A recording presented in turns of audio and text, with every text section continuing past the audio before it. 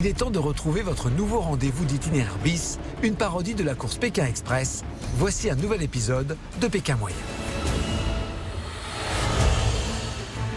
Bonjour à tous, je suis Stéphane Rothenberger et bienvenue dans l'épisode 4 de Pékin Moyen. Après avoir traversé Guacamole City, les candidats arrivent dans un nouveau pays, le Costa Rica. Et déjà, une première surprise les attend. Sur le bord de la route, on a vu que Stéphane, il faisait du stop comme nous. Accélère!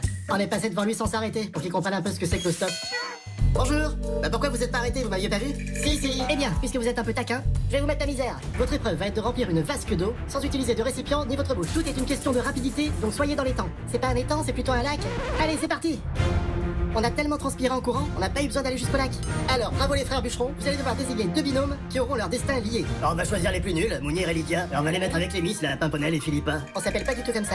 Les bûcherons ont tranché. La course reprend, et je donne rendez-vous aux candidats au pied du volcan Arenal. Tu nous amènes là-bas, sinon je te mets 3 pêches dans la gueule. Et papy, t'as pas un sandwich dans ta voiture? On a faim avec Nounours. It's a race. On fait comme en Italie, on parle avec nos mains, mais dans leur gueule. Tu vois, Nounours, il roule plus vite maintenant. Oui, chef. Hello les filles, on est perdus. Et vous en êtes où? Eh bien, nous, on est avec un chauffeur qui est vachement attentionné. Ça devait être un ingénieur du son, il arrêtait pas de regarder nos micros. Une nouvelle surprise attend les candidats, avec le panneau voiture interdite. Ouais, attendez, ce panneau, c'est plus vraiment une surprise. Par contre, là, on va rigoler, c'est avec les gros boulets qui vont devoir se récupérer. Oh là.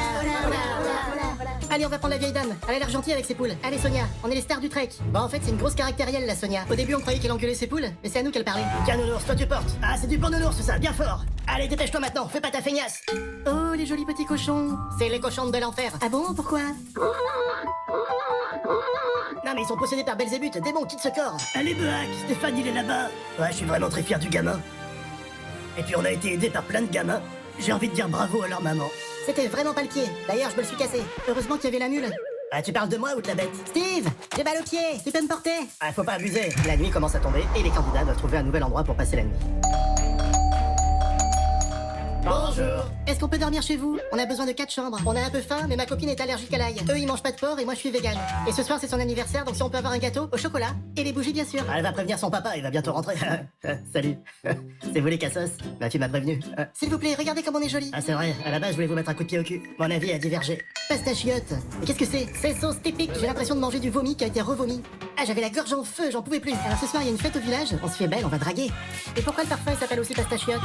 Ah la vache, mais quelle horreur! La course continue sur 50 km jusqu'à Playa di Pastachiote. Arrête-toi ou je t'emplâtre. Vous êtes où? Ça fait 3 heures qu'on vous attend. Le monsieur il a raté 2 fois son avion. Bah écoute, là tout roule, je suis à l'arrière d'une voiture. Non mais où précisément? Ah, sur une banquette, mais qu'est-ce que ça peut faire? Heureusement qu'on n'est pas des laidrons. Ouais, c'est vrai. Sinon ça ferait longtemps qu'il serait dans son avion.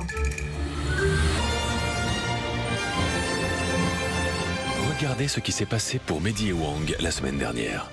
Itinéraire bis revient tout de suite.